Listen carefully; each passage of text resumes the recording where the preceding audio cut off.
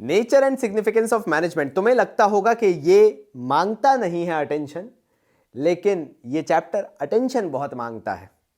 तो चलो भाई, इसके भाग दूजे मतलब पार्ट 2 में एंटर होते हैं और काफी इंपॉर्टेंट काम करने वाले हैं, आर्ट साइंस और प्रोफेशन से चालू करने वाले हैं। शुरू करते हैं। कहते तू होता कौन है कहने वाला, कहते कौन बातें तेरी सुनने वाला, मुझको ना लेना देना इससे जितने नकली बैठे घर पे सबको एक साथ किया डिसमिस,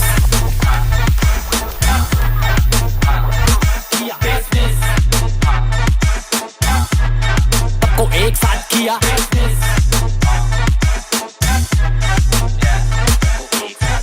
तो अब अपन बात करेंगे नेचर ऑफ मैनेजमेंट की। देखो यार, मैनेजमेंट का अगर नेचर देखा जाए, और जनरली याद रखना जब केस स्टडीज इसकी पूछी जाएंगी तो नेचर स्पेसिफिकली डायरेक्टेड बताया जाएगा कि यार प्रोफेशन की तरफ ज्यादा जा रहा है या साइंस की तरफ ज्यादा जा रहा है या आर्ट की तरफ ज्यादा जा रहा है। तो हमें इसको फिगर आउट करना पड़ेगा कि किस तरह का क्वेश्चन पूछा जा सकता है। तो चलो सबसे पहले शुरुआत करते हैं इसी बात पे कि मैनेजमेंट एज साइंस क्या कहा गया है। तो साइंस अपने आप में सिस्टमैटिक और ऑर्गेनाइज्ड बॉडी ऑफ नॉलेज होता है जो कि बेस्ड होता है लॉजिकली ऑब्जर्व्ड फैक्ट्स, फाइंडिंग्स और इवेंट्स पे। तो यार शुरू करते हैं साइंस की बेसिक कैरेक्टरिस्टिक्स के साथ। जैसे पहला आता है सिस्टमैटिक बॉडी ऑफ नॉलेज। हाँ भैया, साइंस अपने आप में सिस्टमैटिक बॉडी ऑफ नॉलेज है। प्रॉपर एक्सपीरियंस, प्रॉपर नॉलेज चाहिए, प्रॉपर चीजों को समझ में आना चाहिए, तभी आप साइंस के अंदर एंटर हो सकते हो या साइंस की चीजें समझ सकते हो, अनलाइक मी जिसको कभी साइंस समझ में नहीं आई। लेकिन बात आगे क्या है, क्या मैनेजमेंट भी साइंस है? तो हाँ, कहीं ना कहीं तक मैनेजमेंट के अंदर भी वो एसेंस आता है कि मैनेजमेंट भी अपने आप में सिस्टमैटिक बॉडी ऑफ नॉलेज है, but not exactly as science. जैसा साइंस को डिफाइन किया गया है कोर तरीके से, वैसा मैनेजमेंट को डिफाइन नहीं किया गया है, because management deals with human beings जिनका बिहेवियर, जिनका नेचर अनसर्टेन है। तो आप उसको टिपिकल साइंस कभी नहीं बोल सकते हो। बट अगर दोनों के बेसिक लेवल पे देखा जाए कि क्या सिमिलैरिटी आ जाती है, क्योंकि केस स्टडी के हिसाब से मैंने ये भी बता दिया कि वो कैसे तुम लोगों को मैनिपुलेट करेंगे, लेकिन जो उनका बेस लेवल है वो दोनों का सेम है।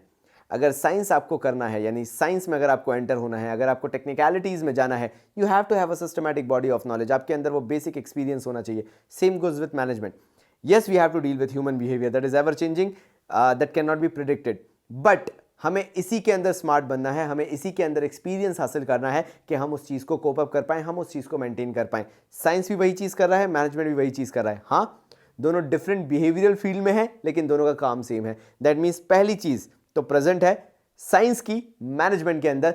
यस, मैनेजमेंट के अंदर भी आप सिस्टमैटिक बॉडी ऑफ नॉलेज है, ऑल्दो हाँ ह्यूमन बिहेवियर अनप्रेडिक्टेबल है, उसके अंदर आप कभी भी 100% एक्यूरेट नहीं हो सकते। Same goes with science, because science carries innovation, management carries human behaviour. Exceptions are always there, but दोनों जहां कॉमन पॉइंट पे मीट करते हैं वो ये है कि दोनों में नॉलेज होना जरूरी है। Principles based on experimentation. Now एक चीज यहां पे और आपको समझनी जरूरी है कि साइंटिफिक प्रिंसिपल्स जितने भी हैं वो एक्सपेरिमेंटेशन पे बेस्ड हैं, लेकिन यहीं से डिफरेंशिएशन भी आना चालू हो जाता है। हाँ, मैं मानता हूं कि मैनेजमेंट भी एक्सपेरिमेंटेशन पे बेस्ड है।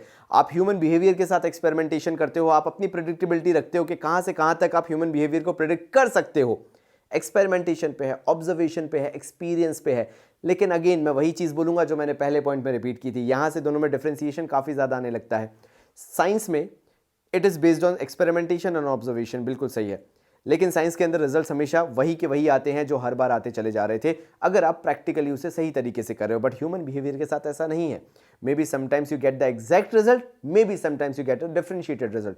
फॉर एग्जाम्पल, पैसा हर एक को मोटिवेट नहीं करता है, कुछ को डिराइव करता है, उनका खुद का पैशन, उनका खुद का मोटिवेशन। तो हर एक चीज के लिए सिमिलर एक्सपेरिमेंटेशन करना गलत बात हो जाएगी। तो हां, कहीं ना कहीं हम कह सकते हैं कि भाई साइंस का ये एलिमेंट कहीं ना कहीं मिक्स है साइंस के साथ मैनेजमेंट का, लेकिन क्या पूरी तरीके से है? नहीं। तो yes, this feature of science is present in management but partially. Universal validity की बात कर लेते हैं अब इसमें आंसर हां भी होता है तो आंसर ना भी होता है, डिपेंड करता है सिचुएशन पे। जैसे मैं आपको बताता हूं, जनरली आंसर आपको बुक्स में ना मिलेगा, लेकिन यूनिवर्सल वैलिडिटी की बात अगर मैं करता हूं तो साइंस का मतलब है सिंपल चीज, एक चीज जो है वो हर जगह वैलिड है। जैसे अगर बोला गया कि रूल ऑफ ग्रेविटी कहता है something goes up will come down, ये सिंपल से ग्रेविटेशनल रूल है, ग्रेविटेशनल लॉ है। लेकिन अगर मैं साइंस के साथ हटा के मैनेजमेंट की बात करने लगूं तो ऐसा नहीं है कि अगर एक चीज यूएसए के अंदर चल रही है तो सेम चीज इंडिया के अंदर भी चलेगी। अगेन मैं बात कर रहा हूं यहां पे ह्यूमन बींग्स के साथ, सबका डिफरेंट कंट्रीज में, डिफरेंट रीजन्स में सबका बिहेवियर डिफरेंट है, सबका काम करने का तरीका डिफरेंट है। कुछ चीजें इंडिया में चलती हैं, कुछ चीजें बाहर चलती हैं। तो आप ये नहीं बोल सकते बिल्कुल कॉपी पेस्ट चीज है जो मैनेजमेंट प्रिंसिपल्स होते हैं। वैसे के वैसे ही लगा दो और आपको एंड रिजल्ट मिल जाए, ऐसा पॉसिबल नहीं है। तो when it comes to universal validity, no this particular feature is not present in management because इसके अंदर पर्सनल टच होना बहुत जरूरी है when it comes to management principles. अब बात कर लेते हैं मैनेजमेंट एज एन आर्ट की। मतलब management is synonym to art, management is basically an art. मतलब मैनेजमेंट वो चीज बन जाती है जो ये सिखाती है कि एक रोते हुए बच्चे को सिर्फ एक माँ चुप करा सकती है। ये बहुत बेस्ट एग्जांपल है जब मैं बात करता हूँ मैनेजमेंट इज एन आर्ट। पापा के पास कुछ भी करवा लो, पापा से कुछ भी बोल लो, कुछ भी कह लो, वो टॉफी तो दिला के ला सकते हैं, लेकिन रोते हुए बच्चे को चुप कराना सिर्फ माँ को आता है। तो इसको कला बोलते हैं। ये एक ऐसी चीज है जो कुछ ही लोगों में पाई जाती है, सब में नहीं। पहले पॉइंट से चालू करते हैं, सिस्टमैटिक बॉडी ऑफ नॉलेज और एग्जिस्टेंस ऑफ थ्योरेटिकल नॉलेज। जैसे आर्ट में थ्योरेटिकल नॉलेज की जरूरत है, आर्ट में आपको चीजें सीखना जरूरी है, लर्न करना जरूरी है। Same goes with management. Management के अंदर भी आपको चीजों को सीखना जरूरी है, समझना जरूरी है। पहले दिन से आप बाय बर्थ एक मैनेजमेंट गुरु बन के नहीं निकलेंगे। सो यस, कह सकते हैं कि ये फीचर मैनेजमेंट में प्रेजेंट होता है आर्ट का। सेकंड पॉइंट आता है पर्सनलाइज्ड एप्लीकेशन। बिल्कुल सही बात है, आर्ट के अंदर एक अपनी ही कला होती है, एक अपना ही पर्सनलाइज्ड एप्लीकेशन होता है, एक अपना ही इंपैक्ट होता है। मैं भी जानता हूं कि जब मैं किसी का आर्ट वर्क देखता हूं तो मैं जानता हूं कि उसी ने किया होगा, क्योंकि उसके अंदर एक उसकी कॉमन थीम, एक कॉमन सोच उसकी हर पर्टिकुलर आर्ट में दिखती है। Same goes with management. कुछ ऐसे टीचर्स होते हैं जो जानते हैं कि मार के ही काम करवाएंगे, चाहे वो अच्छा बच्चा हो या बुरा बच्चा हो। कुछ टीचर्स ऐसे होते हैं जो पार्शलिटी नंबर 1 करते हैं, और कुछ टीचर्स होते हैं जिनकी बात सुनने का मन करता है, उनकी बात सुन के ही अलग से अच्छा लगने लगता है। तो ये होता है पर्सनलाइज्ड एप्लीकेशन। मैनेजमेंट अपने आप में एक पर्सनलाइज्ड एप्लीकेशन है। कौन कैसे करता है ये उसकी सोच है, ये उसका तरीका है, ये उसका दिमाग है। आर्ट भी सेम है, तो दोनों यहां पे भी सेम फीचर के साथ सेम हो जाते हैं भाई। Based on practice and creativity. जैसे आर्ट अपने आप में एनहेंस होता चला जाता है जितना आप प्रैक्टिस करते हो, जितने आप क्रिएटिव होते हो। Same goes with management. जो एक्सपीरियंस्ड मैनेजर्स होते हैं उनको इतनी इज्जत क्यों दी जाती है? सिंपल सा रीजन है, क्योंकि उन्होंने वो फेस देखा है कंपनी का जो शायद किसी और ने नहीं देखा होगा। जब 18 साल का एक्सपीरियंस उनका काउंट होता है तो देयर इज अ रीजन कि कंपनीज को अप भी लेके गए हैं, तो कंपनी को वर्स्ट सिचुएशन से भी निकाला है। तो एक मैनेजर को इसलिए इतना प्रेज किया जाता है, या इसलिए इतना माना जाता है, या इसलिए उसको मैनेजमेंट गुरु बोला जाता है, बिकॉज उनने अपनी आर्ट की वजह से, उनने अपनी कला की वजह से वो सारी सिचुएशंस को बेस्ट पॉसिबल वे में सॉल्व किया है जब उनकी जरूरत पड़ी हो। तो यस, ये पर्टिकुलर फीचर भी मैनेजमेंट का अच्छे से प्रेजेंट है, आर्ट का अच्छे से प्रेजेंट है मैनेजमेंट के अंदर। अब आ जाते हैं मैनेजमेंट एज अ प्रोफेशन में। तो मैनेजमेंट एज प्रोफेशन कहता है भाई, सबसे पहला point, well defined body of knowledge. बिल्कुल यहां पे मैं बोलूंगा कि प्रोफेशन और मैनेजमेंट यहां पे सिमिलर है, कि मैनेजर भी अपने आप में एक well defined body of knowledge है। हम उसी बंदे से काम करवाते हैं जिसको मैनेजमेंट का काम आता है, और same goes with profession. Doctor का काम डॉक्टर ही करता है। तो जहां पे well defined body of knowledge की बात आती है, यस, यहां पे कहीं ना कहीं सिमिलरिटी देखने को मिलती है मैनेजमेंट एज प्रोफेशन में, कि काम उसी से हम करवाएंगे जो कि मैनेजमेंट के टास्क में अल्टीमेट या नंबर 1 हो। सेकंड पॉइंट प्रोफेशन का आता है रिस्ट्रिक्टेड एंट्री। अब जैसे बात की जाती है कि डॉक्टर, तो डॉक्टर का काम चार्टर्ड अकाउंटेंट नहीं करेगा, और चार्टर्ड अकाउंटेंट का काम डॉक्टर नहीं करेगा, और 20 डेज प्लेज का काम बाबा के अलावा कोई और नहीं कर सकता। मतलब दिस बाबा जी, समझ रहे हो ना? तो ठीक है, यहां पे हम एक बात समझ सकते हैं कि जो चीजें जैसी होती हैं प्रोफेशन के अंदर, रिस्ट्रिक्टेड एंट्री वाली बात, वो बहुत बिल्कुल सही है भाई, बिल्कुल ही सही है कि उसको आप चेंज नहीं कर सकते। लेकिन ऐसा मैनेजमेंट के साथ नहीं है। प्रोफेशन में तो है रिस्ट्रिक्टेड एंट्री है, जो जिसका काम है वही करेगा। But when it comes to management, ऐसा कुछ भी नहीं है कि साइंस वाला फील्ड मैनेजमेंट में नहीं जा सकता, या कॉमर्स वाला फील्ड का बंदा मैनेजमेंट में नहीं जा सकता। Anyone who is having those managerial skills, जिसने वो परफॉर्मेंस दिखाया हो, जिसने अपनी वो कैपेबिलिटी दिखाई हो, हर वो एलिजिबल है मैनेजमेंट की पोस्ट पे बैठने के लिए। एग्जिस्टेंस ऑफ एथिकल कोड्स, ये थर्ड पॉइंट बनता है। और याद रखना कि ये अभी करंटली तो पॉइंट मिस आउट होता है मैनेजमेंट से। जैसे डॉक्टर्स के लिए या चार्टर्ड अकाउंटेंट्स के लिए अपने अपने एसोसिएशन वेल एस्टेब्लिश्ड हैं, मैनेजमेंट के लिए भी ऐसी कोशिश की जा रही है। और हाल फिलहाल ऑल इंडिया मैनेजमेंट एसोसिएशन जो है उसने कुछ कोड ऑफ कंडक्ट्स रखे हैं, लेकिन अगर प्रोफेशनली बोला जाए तो ऐसा अभी कोई भी बॉडी या इंस्टीट्यूशन नहीं है जो मैनेजमेंट को टोटली गवर्न करता हो। यस, आने वाले टाइम में ये आ जाएगा, लेकिन अभी के लिए तो ये फीचर प्रेजेंट नहीं है मैनेजमेंट के अंदर जो प्रोफेशन में होता है। और यहां पे एक बात और समझना जरूरी है, when it comes to ethical codes, it means के चीजों को प्राइवेट रखना, चीजों को अपने तक रखना, कंपनी के बारे में सोचना, कुछ भी ऐसी इंफॉर्मेशन लीक आउट नहीं कर देना जिससे कंपनी का नुकसान हो।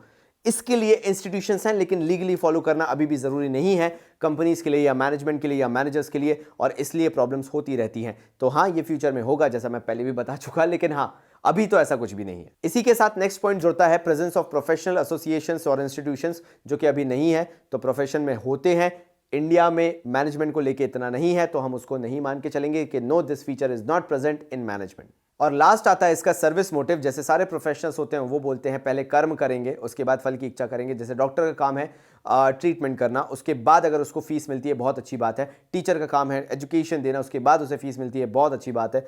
तो ये चीज़ें जो हैं ये आपको प्रोफेशन के अंदर मिलेंगी, but it's not just like management. Management में ऐसा नहीं है। मैनेजमेंट के अंदर आप एक एम्प्लॉई हैं, आपको जॉब पे रखा गया है, आपको जॉब करना है जिसके लिए आप सर्विस रेंडर करेंगे। तो यहां पे ऐसा कुछ भी नहीं है कि नहीं मुझे पूरी सैलरी मत दो, तुम रख लो, एक काम करो, मैं तो मैनेजमेंट का काम करूंगा। This is not a feature which is present in management. Management is strictly something as a job oriented task, not a professional task. So yes, this feature of profession is not present in management. but हाँ, ऐसा हो भी सकता है कि बहुत जल्दी ये जो फीचर है ये मैनेजमेंट में ऐड भी हो जाए, जो अभी ऐड नहीं है।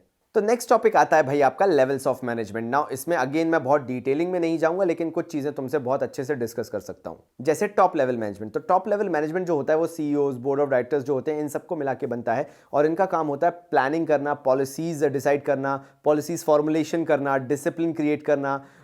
एक तरीके से गवर्निंग काउंसिल है ये पूरे मैनेजमेंट की। सारे रिसोर्सेज भी यही असेंबल करते हैं और सारी चीजों को गवर्न भी यही करते हैं। फिर आती है मिडिल लेवल मैनेजमेंट की। नाउ मिडिल लेवल मैनेजमेंट पे ये सारे वो होते हैं जो पूरा काम बेसिकली करवाते हैं। जो भी इंप्लीमेंटेशन आया है टॉप लेवल मैनेजमेंट से, उसको रियल टाइम में इंप्लीमेंट कराने का काम होता है मिडिल लेवल मैनेजमेंट का। और फिर आता है सुपरवाइजरी लेवल या ऑपरेशनल लेवल या lower level of management. Now यहां पे मैं बात नहीं कर रहा हूं वर्कर्स की, मैं यहां बात कर रहा हूं उन लोगों की जो वर्कर्स को कहीं ना कहीं मॉनिटर करते हैं, कंट्रोल करते हैं और उनसे परफॉर्म करवाते हैं उनके काम। वर्कर्स की सेफ्टी, उनकी प्रॉब्लम्स, उनकी ग्रीवियांसेस, ये सारे लेकर जो बाकी मिडिल या टॉप लेवल मैनेजमेंट है उन तक पहुंचाने का काम यही सुपरवाइजरी लेवल करते हैं। इनका काम यही होता है कि जो फैक्ट्री लेवल प्रोडक्शन चल रहा है वो 100% एफिशिएंसी के साथ लेके चलते रहें, और अगर कोई प्रॉब्लम होती है तो ये पूरी प्रॉब्लम्स जो है वो टॉप लेवल मैनेजमेंट तक पहुंचाएं। तो एक लास्ट टॉपिक हमारा बचता है फंक्शंस ऑफ मैनेजमेंट। में नहीं करवाऊंगा क्योंकि मैं obviously individual chapters cover up करूंगा तो तुम लोगों को हर एक डेफिनेशन वैसे ही याद हो जाएगी,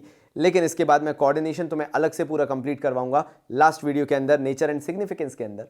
तो मिलते हैं हमारे अगले वीडियो में, तब तक के लिए बाबा जी की तरफ से धन्यवाद। कहते कौन बातें तेरी सुनने वाला, मुझको ना लेना देना इससे जितने नकली बैठे घर पे सबको एक साथ किया डिसमिस,